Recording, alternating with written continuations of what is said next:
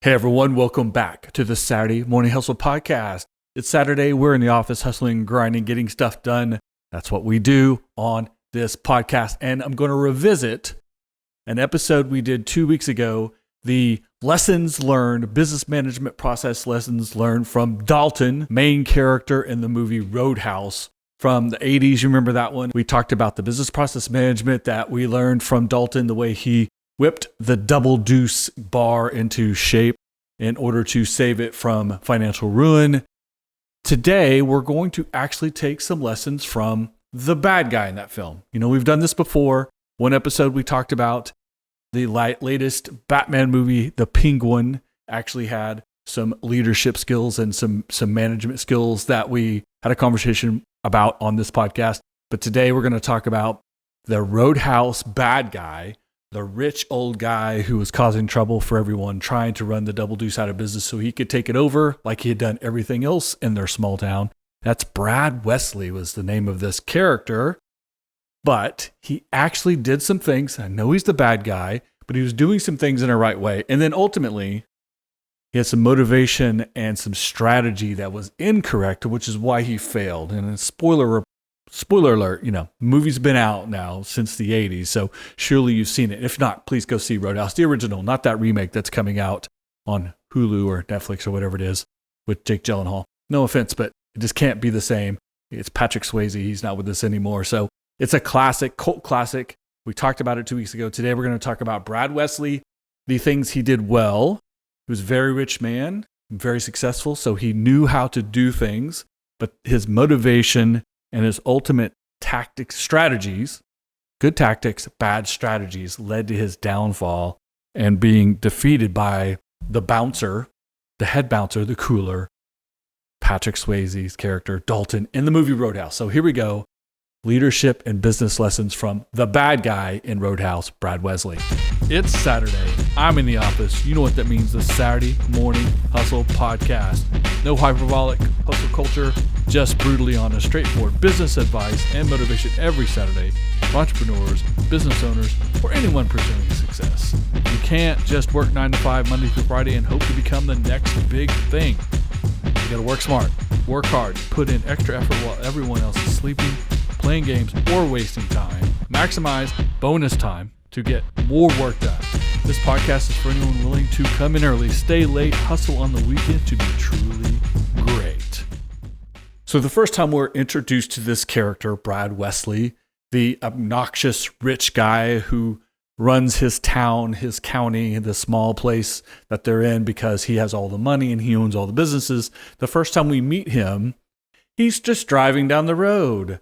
Not a care in the world. He has great work-life balance. He's not tied to a desk. He's not in an office. He's enjoying the sun in a beautiful convertible he's driving, and everything's going well because he has people working. He has things in place. His business is running without him, so he is out enjoying a beautiful day and a drive. Now, it turns out he runs our hero, Dalton, the Patrick Swayze character, off the road because Brad is a big old jerk, but he has work-life balance. So first lesson is trying to achieve work-life balance can be done, but what you do with it, of course, is more important. So simply having work-life balance isn't the key. What you do with it is really the lesson. But Brad found it because he had built up essentially an empire, but systems, processes, organizations, people that had responsibilities, etc., so that he didn't need to be doing those things. He could go out and take a nice drive and run people off the road because he was that kind of guy. But one of the main lessons we can learn from Brad Wesley in this film is he delegates a lot. The first half of the movie, it's not him confronting the folks at the Double Deuce and trying to get all up in the business of running them out and taking over the property. He is sending surrogates. He sends a nephew who works at the establishment. He sends a kind of tough guy to give a warning. He sends his personal attorney, who was not a very good attorney because he was doing a lot of unscrupulous things, but that's how those characters kind of happen in films like this, right? To represent him officially. And all of them trying to give hints and then warnings, and then eventually telling them, you don't want to make Mr. Wesley mad. You don't want to get on his wrong side. They were trying to create some expectations that could be delivered upon. So good communication, just coming from a bad place. So he delegated authority until it was time for him to interact himself. And like a good leader, he did get his hands dirty. He did throw a couple of punches himself. He did get in the fray, if you will, metaphorically and literally, because he was willing to do the things he was asking his other people to do. So he sent employees, he delegated that authority when that didn't work, when he had to get himself involved as essentially the leader or the CEO in this situation. He was willing to do everything he had asked his team, his staff, his employees, his surrogates to do as well. That's actually good leadership. You have to admit that. But when it came time to change his tactics and develop a different strategy. So Brad Wesley had a strategy for running the other businesses out of town and controlling things as a bad guy would, sort of a mini mafioso, if you will. But that strategy wasn't working with Dylan or Dalton. I always want to say Dalton as Dylan, but it's Dalton. Dalton, Patrick Swayze's character, because he was cleaning up the Double Deuce Saloon that he was working at. So he had to adapt and adjust. We've talked about that on the podcast before, right? The importance of adapting and adjusting when things don't go well for you.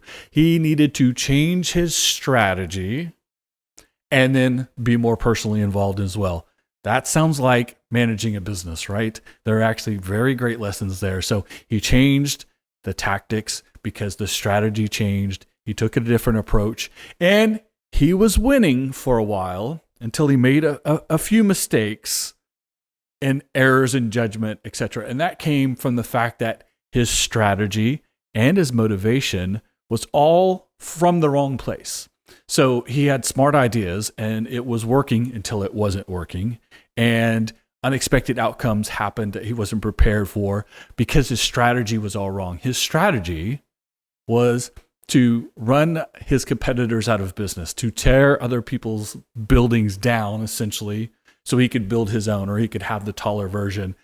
He didn't compete with offering something better or just offering something different and letting the citizens of that town and that county decide where they wanted to go, where they wanted to spend their money. Instead, he was underhanded. He was unethical. He was unscrupulous. And he was only looking at anyone who wasn't in his organization as competition and as a problem and as someone that needed to be crushed and destroyed. That's not how real business gets done in the real world. It's entertaining in a film. It's fun to watch the bad guy kind of come up with these ideas. But we all know ultimately in fiction, the hero is going to find a way to come back because the bad guys don't adjust and adapt and adopt as well as they should. So Brad's strategy was completely wrong, which was to eliminate the competition. Instead, in business, you have to work in contrast to your competition to create differentiation. Let them do what they do. You do what you do with the audience that's attracted to the way you're doing it. Be an alternative. Be different, not better, not bigger, not the only choice. People don't appreciate that either. So the reason that Dalton, our hero, wins ultimately is because he had a better strategy and a better motivation for building up his business, not tearing down Brad Wesley's business. Brad Wesley was motivated in the wrong ways and thus had a wrong strategy. So even though his tactics worked for a while, he made progress, he did things, he made a quick buck and probably thought he was winning because that's how the action happens in a film like this, right? To get us all invested in that final big fight. He ultimately failed because his strategy was wrong about trying to destroy instead of compete on value. And his motivation was wrong because he was looking at only benefiting himself and not benefiting others. You win by benefiting others, by creating value in your community, by offering things that people are happy to pay for, willing to pay for. They come back and you do repeat business over and over again. That's how you build relationships. Brad Wesley was not interested in building relationships. He was just taking money taking the fast route, taking what he thought was the shortcut, and taking what he thought he deserved simply because he thought he was special. So his motivation was wrong, which means his strategy was wrong, which means even though the tactics he was using in the short term were effective, he was winning the fight, if you will. But ultimately, the people who supported the Double Deuce and supported Dalton and his group and the townspeople and the other business owners came together to push back on his bad strategies and his bad tactics, and ultimately they failed.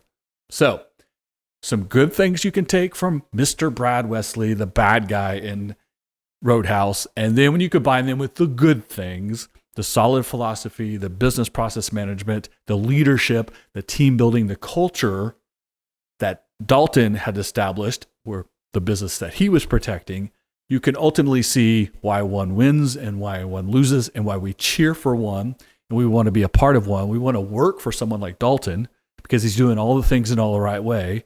And we boo and hiss and totally do not want to work for or know or participate or support with our money a bad business leader, a bad leader like Brad Wesley. We don't want to be on his side. We don't want to do business with him, even if we're forced to because he's the only option in town. We still begrudgingly do it. We find ways not to do it, as opposed to the positive outlook, the positive motivation, the positive strategy that Dalton and his crew were putting together, and then how they executed it. So their strategy was in the right way because their motivation was right, which means that their tactics executed consistently and to the strategy ended up in better results for them than the guy who was taking the shortcuts, having the tactics that were temporary and not long-term, not thinking big picture, having a wrong strategy because he had the wrong motivation.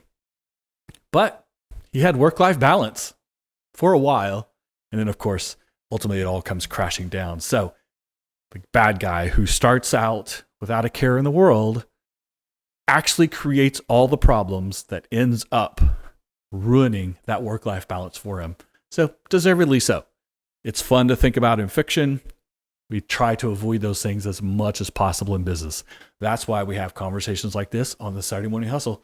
I appreciate you guys tuning in again this week. I hope if you have not heard the Dalton Business Process Management episode from 2 weeks ago, go check that out. There's great positive reinforcement from the things he did in that film that we can use in our businesses.